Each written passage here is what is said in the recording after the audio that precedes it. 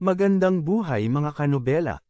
Bago tayo magpatuloy, nais kong magpasalamat sa lahat ng nag-subscribe sa ating munting channel. At sa mga hindi pa nakapag-subscribe, kung maaari ay mag-subscribe na sa aking channel at pindutin ang notification bell para updated kayo sa bawat kabanata. Maaari rin kayong mag-like, comment, at e-share ang ating video para malaman din ng iba nating mga kanobela. Maraming salamat po. Ang ganti ng inapi, Kabanata 76 hanggang 80. Kabanata 76. Ngumiti si Stephen at sinabi, pumunta siya sa tagapag-ayos ng buhok, ano ang mali? Ngumiti si Charlie, nagpaayos ng buhok, sinabi niya ba yun? Oo, naman, naniniwala ka ba sa sinabi niya? Tanong ni Stephen na may pagtataka sa tono. Charlie, anong ibig mong sabihin? Sabihin mo lang. Huwag kang magpaligoy-ligoy.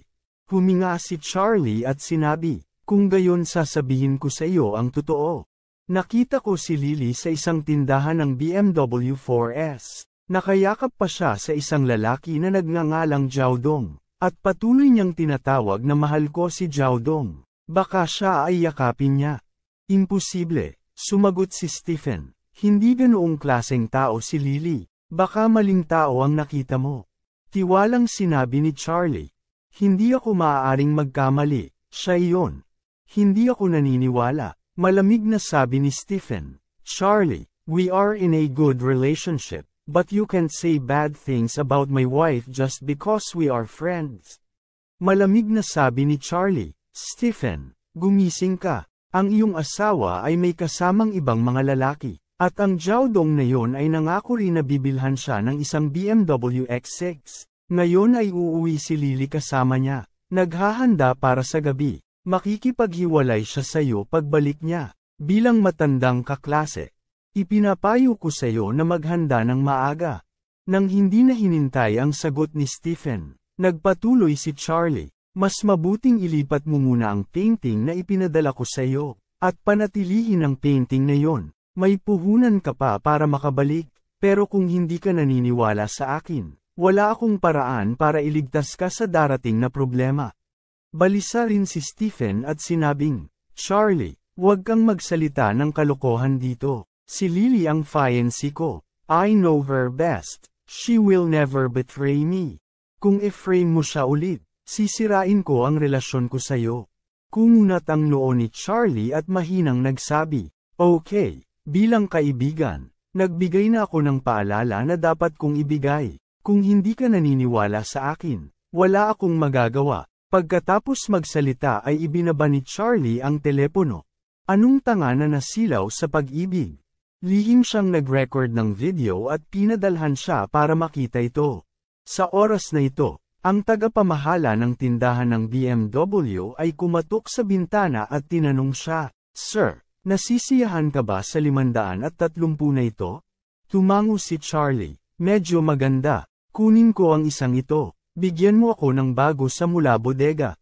Agad namang naningkit ang kilay ng manager. Sandali lang. Aayusin ko na may kukuha ng kotse. Maya-maya, huminto doon ang isang itim na BMW 530 na pinaharurot ng tindero. Ini-swipe lang ni Charlie ang card para magbayad at kinuha ang kotse. Pagkatapos ay itinupi ang maliit na e-bike, pinasok ito sa trunk, at pinaandar ito sa isang malaking swing.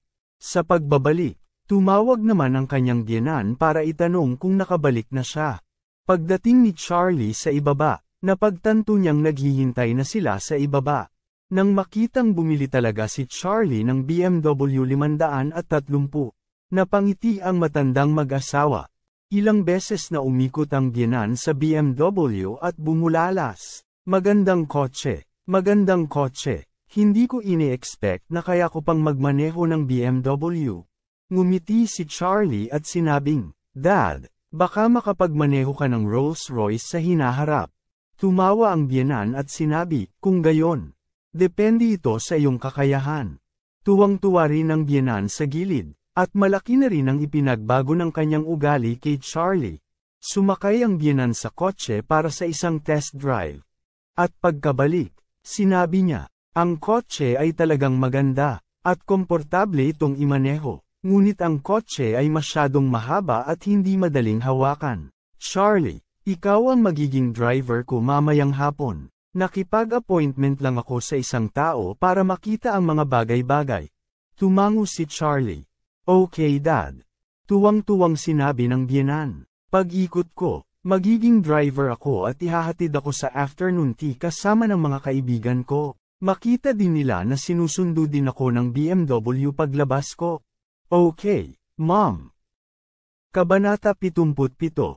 Pagkatapos ng tanghalian, ang biyenang si Jacob ay nakabihis ng maayos at hinimok si Charlie na sabihin, Charlie, bilisan mo at maghanda.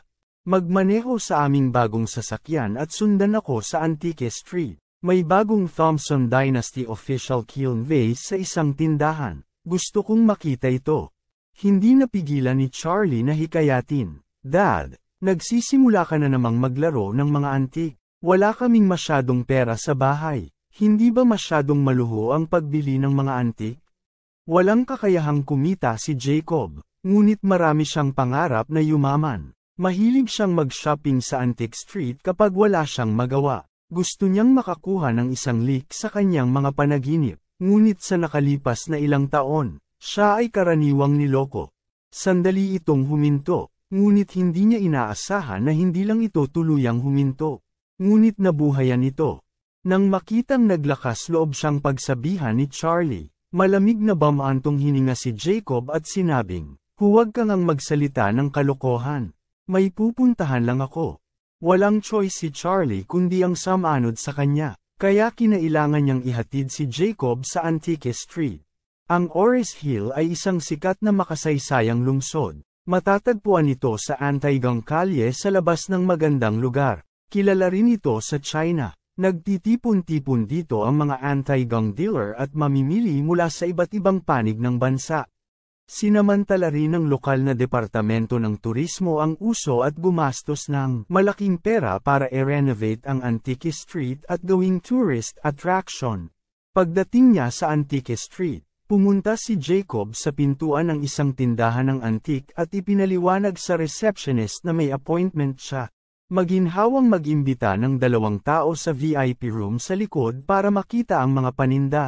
Susundan na sana si Charlie, ngunit tumalikod si Jacob at sinabing, huwag kang sumunod, hindi mo maiintindihan kahit pumasok ka, hintayin mo ako sa pintuan ng VIP room. Tumango si Charlie, kilala ko si Dad.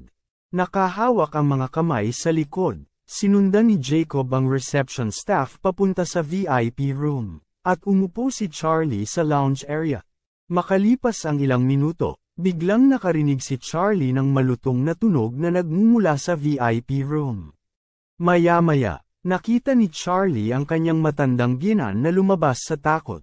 Bamulong pa siya, tapos na ito. Nagmamadaling naglakad si Charlie sa harapan at tumingin sa likod ni Jacob. Nakita niya na ang isang matangkad at manipis na ceramic bottle ay nahulog sa dalawa sa lupa.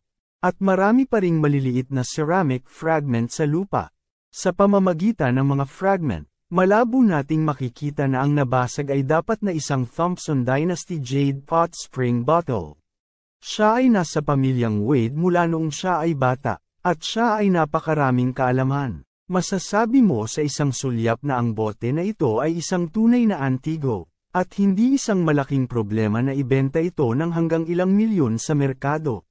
Mukhang malaking sakuna ang naidulot ni Jacob sa pagkakataong ito.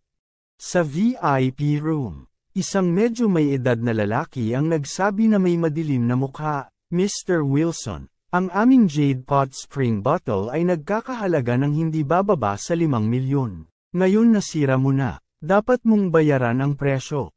Ang taong ito ay si Lian Bian, ang manager ng Jikingtang. Hinayla ni Jacob si Charlie, at gulat na sinabi, ito ang mayaman kong manugang. Alam mo ba kung magkano ang mayroon siya?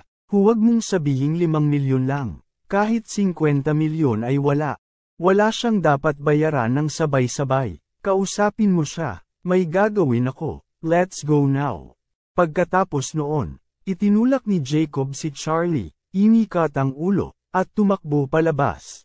Mukhang tulala si Charlie. Napakawalanjian ang bainan na ito. Malinaw na plano ito para hayaan siyang maging scapegoat.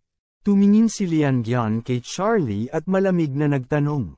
Itong Ginoo, kabuuang 38 milyon ang dapat bayaran. E-swipe mo ba ang iyong card o maglilipat ng pera? Ikinalat ni Charlie ang kanyang mga kamay. Wala akong pera. Hindi niya ito kayang bayaran ngunit nais niyang turuan ng leksyon ng kanyang bainan upang hindi siya pupunta sa Antique Street araw-araw.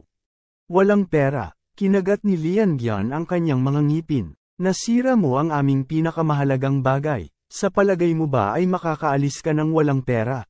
Sa pamamagitan lamang ng pagtatago ng iyong mga ari-arian. Walang magawang sinabi ni Charlie. Wala akong gustong itago, pero wala talaga akong pera. At saka, hindi ko binasag iyong bote. Bakit kailangan kitang bayaran? Kabanata 78. Wala sa swerte si Lian Gian. Hindi ba siya ang iyong biyenan? Tumango si Charlie. Oo, biyenan ko. Hindi ako. Kung sino man ang nakabasag nito. Hanapin mo siyang magbabayad. Sandaling nainis si Lian Gian pero may sense din ang sinabi ni Charlie. Hindi niya maiwasang hilingin sa kanya na magbayad ng kabayaran. Kung hindi, masisira ang signboard ng Jikingtang. Kaya dali-dali siyang nagsalita sa ilang tao sa paligid niya. Mga lalaki. Bilisan mo at ibalik sa akin ang matandang yon. Pinagmamasdan sila ni Charlie na nagmamadaling hinahabol ang bainan. At siya ay tumawa at walang sinabi. Sa katunayan, maaari lang niyang e-swipe ang kanyang card upang bayaran ang pera, ngunit pagkatapos, hindi ba ito ay mas mura para sa kanyang walang hiyang old master? Sa halip mas mabuting hayaan ang matandang ito na magdusa. Kung hindi, kung makatagpo siya muli ng ganoong bagay sa hinaharap, siya ay lokohin muli ng walang kahihiyan. Ang lahat ng mga tao ni Jikingtang ay ipinadala at lahat sila ay pumunta upang hulihin si Mr. Wilson. Si Charlie ay maayos sa kanyang sarili, kaya napatingin siya sa basag na bote sa lupa. Ang bote ay halos kalahating metro ang taas, at ngayon ay nahati ito sa 2 hati at isang tumpok ng mga pira-piraso, na talagang nakakaawa. Gayunpaman, bigla niyang napansin na parang may tinatago sa ilalim ng ibabang bahagi ng bote. Nagmamadali siyang lumapit at naglabas ng isang maliit na kahon na gawa sa kahoy. Sa hindi inaasahang pagkakataon, may ganitong misteryo sa bote na ito. Ang hugis ng bote ay may maliit na bibig at may malaking bakana. Ang kahoy na kahon ay malinaw na 2 o 3 beses na mas malaki kaysa sa bibig ng bote. Tila hindi ito pinalamanan sa huling yugto, ngunit noong ginawa ang bote, ang kahon na gawa sa kahoy ay direktang ginamit. Ang kahon ay ginawa sa ganitong paraan. Ang kahoy na kahon na ito ay dapat na iniwan din ng dinastiyang Thompson. Kinuha niya ang kahoy na box sa kanyang kamay at tiningnan ito ng mabuti. Saka may kaunting puwersa, binuksan niya ang kahoy na box gamit ang isang snap. Nang bumukas ang kahon na gawa sa kahoy, biglang tumakas ang matinding bango. At humigop si Charlie. Nare-refresh lang ang pakiramdam. Masdan mong mabuti. Sa loob ng kahoy na kahon, nakalatag ang isang sinaunang aklat na hindi kasing laki ng palad. Kinuha ni Charlie ang napakabulsa na sinaunang aklat na ito at nakita ang 4 na sinaunang karakter ng selyo na nakasulat sa pahina ng pamagat ng Jigsuan-Chongjing. Ang pangalan na ito ay medyo kawili-wili. Hindi ko alam kung ano ito. Binuksan ni Charlie ang libro at tinignan ito. Ang una ay ang medikal na pamamaraan, na nagtatala ng malaking bilang ng mga kaso at paraan ng paggamot. Bahagyang kumunat ang noo ni Charlie. Nakipag-ugnayan din siya sa tradisyonal na gamot at alam ang ilang pangunahing teorya ng tradisyonal na gamit. Ngunit ang nilalamang nakatala sa aklat na ito ay malinaw na mas mahusay kaysa sa mga pamamaraan na ginagamit sa tradisyonal na gamot ngayon. Ang ilang mga paraan ng diagnosis at paggamot ay hindi naririnig. Kahit na sa dulo ng kabanata ng medikal na pamamaraan, nakita din ni Charlie ang alchemy, ang epekto ng ilang mga table tasks, na lampas lamang sa tunay na kaalaman ng lipunan. Naging interesado si Charlie at umupo sa lupa, patuloy na pumipitik. Sa hindi inaasahang pagkakataon, Sa 9 Profound Sky Sutras, mayroon ding nilalaman ng Feng Shui fortune telling, pati na rin ang iba't ibang mahiwagang pamamaraan tulad ng treasure inspection at restoration. Bukod pa sa marami pang kakaibang bagay. Tinitigan ito ng matagal ni Charlie. Naramdaman niya na lang na bawat salita sa libro ay bumabalot sa kanyang isipan. Ang kanyang puso ay parang kumukulong tubig. Ito ay isang walang katulad na kayamanan. Kabanata 79. Tuwang-tuwa si Charlie at agad na naghanda na ilagay sa kanyang mga bisig ang 9 Profound Heaven Scriptures. Dahil dito, agad na naging pulbos ang libro at nawala. Gayunpaman, ang bawat salita sa libro ay malinaw na nakalimbag sa utak ni Charlie. Sa oras na ito, si Jacob na tumakas ay brutal na sinamahan pabalik ng ilang malalaki at 3 magaspang na lalaki. Nang makita ang pamumula at pamamaga sa magkabilang gilid ng kanyang mukha, tila nabigla ito. Pagtingin sa nahihiyang itsura niya, gusto lang tumawa ni Charlie. Itong matandang lalaki, kabalbalan ang gustong ihagis sa kanya ang kaldero pagkatapos magkagulo. Ang pagbibigay sa kanya ng leksyon ay isang parusa. Ang ginang si Jacob, ay partikular na napahiya sa oras na ito. Desperado siyang tumakbo ngayon at pagod na pagod. Ngunit wala rin siyang susi ng kotse. Siya ay matanda at mataba, at hindi makatakbo ng mabilis. Paano siya makakalaban ng mga kabataang ito? Kaya pagkatapos ng ilang pagpupulong, siya ay nahuli, tinalien, at sinampal ng ilang beses. Nakakalungkot talaga umuwi. Ilang tao ang bumawi kay Jacob. At ang manager na si Lian-gyan ay nagngangalit ang kanyang mga ngipin at sinabing, "Matanda, gusto mong tumakbo pagkatapos mong basagin ang aming bote? Ayaw mong bayaran si Jikingtang." Natatakot na sinabi ni Jacob, "Hindi ko sinasadya. Ito ay dahil ang bote na ito ay masyadong madulas." Malamig na sinabi ni Lian-gyan, "Itigil ang pakikipag-usap sa akin nang walang kaparakan. Bibigyan kita hanggang hapon para makalakam ng pera. Kung hindi mo ito kayang bayaran, iuulat at babalaan kita sa sadyang pagsira sa ari-arian ng ibang tao. Ang halaga ng kaso na higit sa 5 milyon ay sapat na para maupo ka sa bilangguan." Nanginginig si Jacob sa takot. Tumingin siya kay Charlie na parang nakakita ng isang straw na nagal iligtas buhay. "Charlie, ang magaling kong manugang. Mamamatay ako kapag hindi mo ako nailigtas." Walang magawang sinabi ni Charlie, "Dad, wala akong ganoon kalaking pera." Nagmamadaling sinabi ni Jacob, "Kung gayon, ikaw ang makukulong sa halip na ako. Matagal ka nang sinusuportahan ng pamilya ko, at oras na para bayaran mo kami." Napaisip si Charlie, bakit ano ang mukha mo para magsabi ng mga ganyan?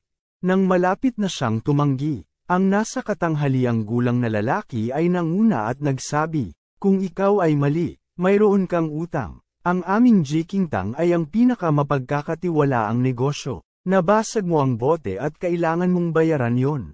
Pagkatapos ng lahat, sinabi niya kay Charlie, "Maaari ka nang umalis." Ngunit pinakamahusay na tulungan siyang makalakam ng sapat na pera. Kung hindi, pagkatapos ng hapong ito, ipapadala ko siya sa istasyon ng pulisya. Bahagyang tumango si Charlie. Natakot si Jacob at umiyak at nagsabi, "Mabait na manugang, hindi ka aalis. Anong gagawin ko kung umalis ka?" Hindi mapigilan ni Charlie na matawa nang makita siyang takot na takot. Pero syempre, hindi siya makatawa sa mukha. Sinisikap niyang maghanap ng dahilan para makalakam ng pera para umalis. At hayaan ang bayanan na manatili rito upang magdusa. Ngunit biglang sumagi sa kanyang isip na may isang sinaunang paraan ng pagkukumpuni ng mga porselana na artifact sa tindahan ngayon. Kaya naisip niya, "Manager, kung kaya kong ayusin ang bote ng Jade Pot Spring na yon, maaari mo ba siyang bitawan?" Ngumiti si Lian-gyan at sinabing, "Sino ka sa palagay mo? At kailangan mong ibalik ang mga antik. Upang sabihin sa iyo ang katotohanan, ipinadala ko ang mga larawan sa Ores Hill Cultural Relic Appraisal Experts." Umiling si Charlie at sinabi, "Nabasag ang iyong bote. Walang silbi na itago ito. Susubukan ko ito nang walang mawawala." Ngumiti si Lian-gyan, at sinabing, "Okay, sige. Gusto kong makita kung ano ang kaya mong gawin. Sabi ni Charlie, ihanda mo ako ng isang pirasong papel na bigas, isang brush, at 5 itlog. Ang mga itlog ay magiging hilaw. Naghintay si Lian kung anong klaseng biro ang gagawin ni Charlie, at walang pag-aalinlangan. Mabilis siyang nakahanap ng isang basket ng hilaw na itlog para kay Charlie. Ngunit hindi pa rin niya maiwasang tuyain. Gumamit ng mga itlog sa pagkukumpuni ng mga kultural na bagay. Hindi pa ako nakakita ng ganoong pamamaraan. Binabalaan kita, huwag maglaro. Magbabayad ka ng kompensasyon o dadalhin namin ang iyong biyenan sa korte. Sapat na ang 5 milyon para habang buhay na maupo sa kulungan ang iyong biyenan. Kabanata 80. Tumango si Charlie at sinabing, paano kung maayos ko ito? Malamig na bumantong hininga si Lian. Kung ito ay na-verify ng mga profesional at ito ay naayos at ang karamihan sa mga pagkalugi ay maaaring mabawi. Pagkatapos ay maaari ka siyang umalis. Sige, tumango si Charlie. Ang isang salita ay isang pakikitungo. Pagkatapos magsalita, agad siyang tumigil sa pakikipag-usap. Kinuha ang writing brush, at binalangkas ang outline ng bote ng yuhachan sa rice paper. Pagkatapos, kinatok niya ang itlog sa isang maliit na bibig. Isinawsaw ang isang maliit na puti ng itlog gamit ang kanyang hintuturo. Pinunasan ito sa isang piraso ng bote. Idiniin ito sa modelo ng papel, at pagkatapos ay kumuha ng isang piraso at idiniin ito. Ang modelo ng papel ay unti-unting ginagawang antigo. Ang mga fragment ay naidikit. Tumahimik ang lahat, dahil sa takot na maputol ang proseso ng pagkukumpuni niya. Hindi nagtagal, lumipas ang kalahating oras. Nang muling umayos si Charlie, ang lumitaw sa harap ng lahat ay isang Thompson Dynasty Jade Pot Spring Bottle na mukhang bago. Ngumiti siya kay Lian at sinabing, makikita mo kung saan may mga pagkukulang. Dinampot ni Lian ang bote at tumingin sa itaas at sa ibaba ng ilang beses bago niya mapang-asar na sinabi, inaasar mo ba ako? I-paste mo ito ng likidong itlog. Kahit na naayos na, babaliin ko ang iyong binti at idikit ito ng likidong itlog. Okay. Huwag mong pakialaman ang bote na yan. Sa sandaling ito, isang malinaw at apurahang boses ang biglang nagmula sa pintuan. Kaagad pagkatapos, isang kaakit-akit na dilag sa isang maliit na puting casual na suit ang pumasok. Siya ay may magandang mukha, perpekto at matangkad na figura, malapit sa taas na 7 metro. Naglalabas ng marangyang aura, ang mga magagandang mata na iyon ay nakatingin sa silid. Ang kanyang mga mata ay puno ng malamig at kayabangan, tulad ng isang reyna ng hamog na nagyelo. Sa sandaling makita ni Lian ang babaeng ito, ang kanyang mukha ay nagbago ng husto, at mabilis niyang ibinaba ang kanyang ulo nang may paggalang at sinabing, Miss, bakit ka nandito? Ang bisita ay ang aktwal na may-ari ng Jikingtang, Warnia Song, ang pinakamatanda sa pamilya Song, ang nangungunang pamilya ng Ores Hill. Malamig na sumagot si Warnia, at galit na sinabi, natatakot akong hindi ako pumunta, sirain mo ang lahat ng tindahang ito. Anong problema? Mapait na ngumiti si Lian at mabilis na sumagot. Nabasag ng isang customer ang bote habang tinitingnan ito. Inayos ito ng kanyang manugang gamit ang isang itlog. Sasabihin ko na sana na walang halaga ang naturang pag-aayos, at gusto kong makipag-usap sa kanila tungkol sa kabayaran. Sumandal si Warnia sa gilid ng anti-gang bote at pinagmasdan saglit. Biglang nagbago ang kanyang kutis.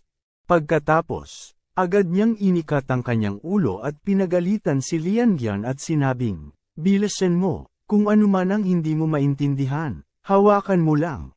Agad na natigilan si Lian. Miss, ano ka mo? Galit na sabi ni Warnia, ito ay isang cultural relic na kaka-restore pa lang. Maliban sa mga eksperto sa pagpapanumbalik, hindi sila maaaring hawakan ng ibang mga tao gamit ang kanilang mga kamay sa ngayon. Hindi mo ba naiintindihan ang panuntunang ito? Nag-alinlangan si Lian at sinabing, gumagamit lang ito ng egg liquid para idikit itong muli, hindi ba ito isang repair? Nagalit ang magagandang mata ni Warnia, at pinagalitan siya. Tanga ka, Pagkatapos ayusin ng bote, dumb-oble man lang ang presyo, pero dahil hinawakan mo ito ng kamay, hindi bababa sa 2 milyon ang mawawala sa iyo. Mag-impake ka ng mga gamit mo at huwag kang papasok bukas. Nakakita siya ng porselana na plato sa parehong panahon sa isang auction sa Hong Kong. Ang kasaysayan ng plato ng porselana ay lubhang kawili-wili. Ito ay porselana ng Thompson Dynasty. Nasira ito sa Song Dynasty at inayos ng mga bihasang manggagawa sa Song Dynasty sa parehong paraan. At dahil ang paraan ng pag-aayos na ito ay napakabihirang at matagal nang nawala sa kasaysayan, ang panghuling presyo ng transaksyon ng porcelain plate ay 13 milyon, na higit na lumampas sa aktwal na halaga ng porcelain plate. Ngayon ang bote na ito ay inayos ni Charlie na may nawalang pamamaraan. Tataas ang halaga ng bote. Mapatla ang mukha ni Lian Gion, at hindi niya inaasahan na kung hinawakan lang niya ang bote ng Jade Pot Spring, magdudulot siya ng malaking kawalan at mawalan ng trabaho. Pagkatapos ay nagtanong si Warnia, nasaan ang lalaking nag-ayos nitong Jade Pot Spring bottle? Dalhin mo ako para makita siya.